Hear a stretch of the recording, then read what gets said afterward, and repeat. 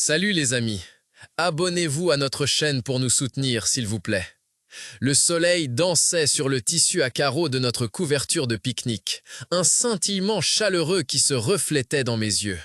Tout autour, les grillons chantaient leur éternelle chanson d'été, et le parfum de l'herbe fraîchement coupée se mêlait à l'arôme sucré de la tarte aux fraises qu'il avait lui-même préparée avec un sourire espiègle.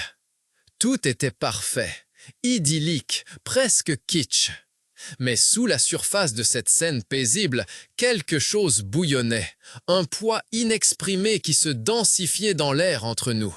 Lui, mon meilleur ami depuis l'école primaire, était assis en face de moi, les genoux repliés, ses boucles brunes tombant sur son visage.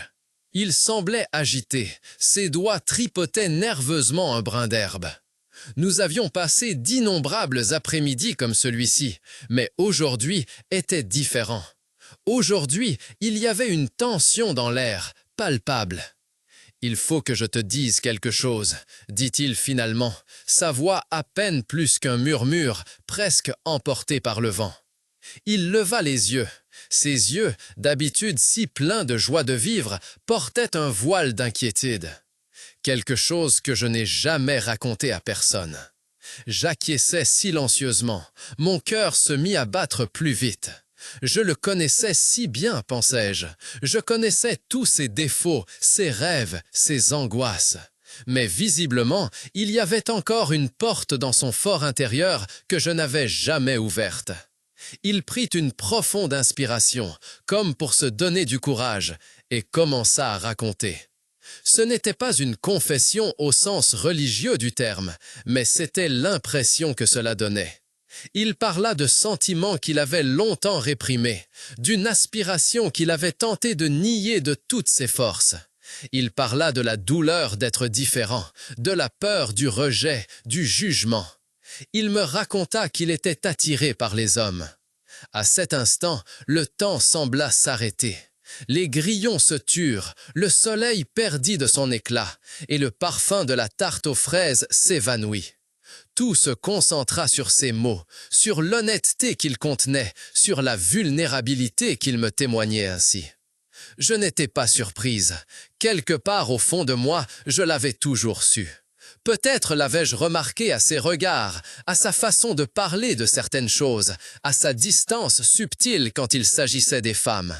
Mais cette connaissance n'avait toujours été qu'un vague soupçon, une ombre à la périphérie de ma perception.